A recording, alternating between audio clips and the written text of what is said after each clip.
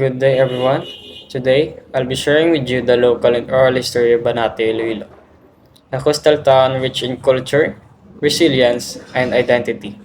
This presentation will take us through its story, from its origins to its people, traditions, and places that continue to shape its legacy. Banate is known as one of the oldest coastal towns in Iloilo, facing the Visayan Sea. Its waters are rich in marine life, especially crabs, which play a major role in the town's fishing industry. But beyond its resources, Banate represents a community whose daily life is deeply connected to the sea, where livelihood, culture, and identity are all shaped by nature. The name Banate is believed to have come from the Banate tree, which once grew abundantly along its coastline. This tree was known for its strong and durable wood, symbolizing the strength of the people who lived there. Before it became Banate, the area was also known as Bubog or Bogog, a small settlement under the jurisdiction of the Mangas, showing that even in early days, it was already part of a growing community. According to historical records by Father Juan Fernandez, Banate officially became a town in 1763. However, its development was interrupted by attacks from Moro raiders, which forced residents to leave their homes for safety. Despite this challenge, the people returned and rebuilt their community. By 1843, Banate was re-established as a municipality, showing the resilience and determination of its people to preserve their home.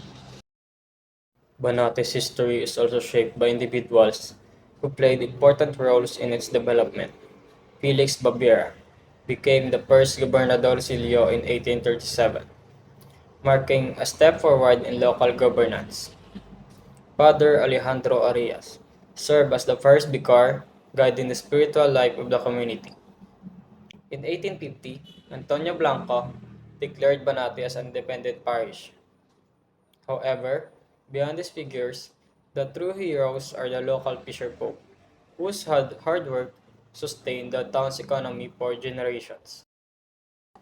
Banate is located in the northern part of Iloilo, with a land area of approximately 82 square kilometers. Its landscape is mostly coastal plains, making it ideal for fishing and agriculture. As a port-class municipality, its economy relies heavily on these industries, and its geographical location continues to influence the way people live and work. The culture of Banate is vibrant and deeply rooted in tradition. One of its biggest celebrations is the Kasag Festival, which honors the town's blue crab industry through street dancing and seafood feasts. The people also have a strong devotion to Saint John the Baptist, celebrated every June 24 with water-based festivities. These traditions reflect not only celebration, but also unity and identity among the people. Banati is home to several important historical and natural sites. The Hibotcan Rock Sanctuary serves as protected marine area and a destination for snorkeling and diving. The Banati Fishport is the center of trade and daily activity, especially at sunrise. At the heart of the town stands the St. John the Baptist Parish Church, a symbol of faith and a witness to the town's long history. One of the most recognizable landmarks in Banate is the crab statue located at the town plaza. It represents the town identity as a center of crab production and its connection to the sea. Alongside it is the St. John Baptist Parish Church, which continues to serve as both a religious and a cultural landmark for the community. For those seeking nature and relaxation, Banati offers destinations like Merced Hills Adventure Resort and which provides scenic views and a peaceful environment. Another hidden gem is Managapaya Falls, natural attraction surrounded by forests, offering a quiet escape and a chance to connect with nature.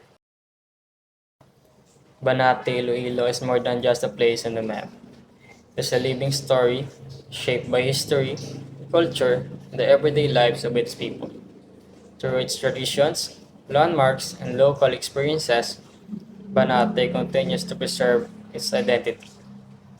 Through presentations like this, we help its local and rural history alive for future generations.